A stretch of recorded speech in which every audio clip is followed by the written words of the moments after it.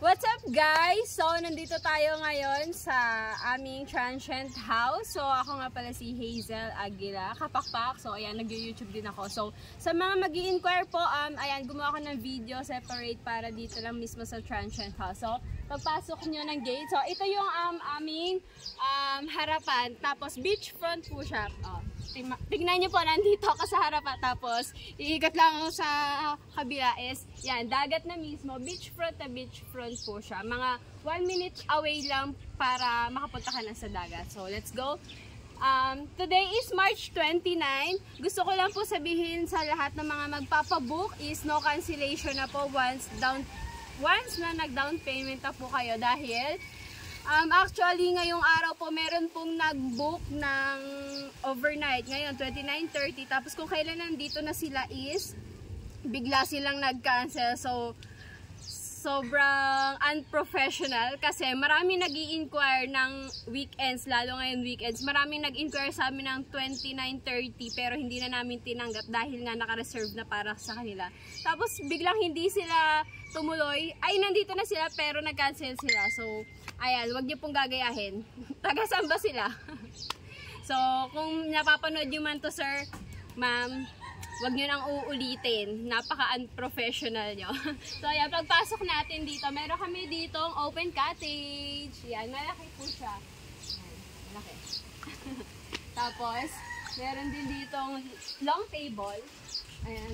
Nilagyan namin ito ng mga sunshade net para hindi masyadong mainit. Hindi talaga mainit, sobrang aliwalas. Lalo ngayon, sobrang lakas ng hangin. So, ayan, meron tayo ditong long table.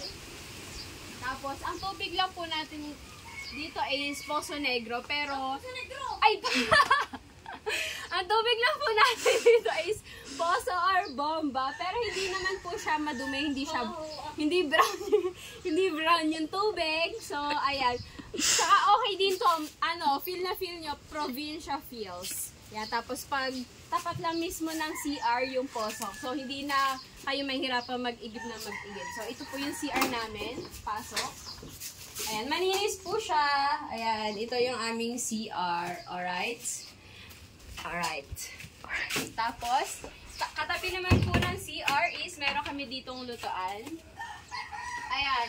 Sa mga magre-rent po, kasama na po sa rate yung free use of gas stoves, free use of kitchen utensils, meron pa dyan mga condiments. Tapos, ito po hindi kasama sa rate, pero pwede po kayong mag-additional kung gusto nyo na may ref. So, ayan.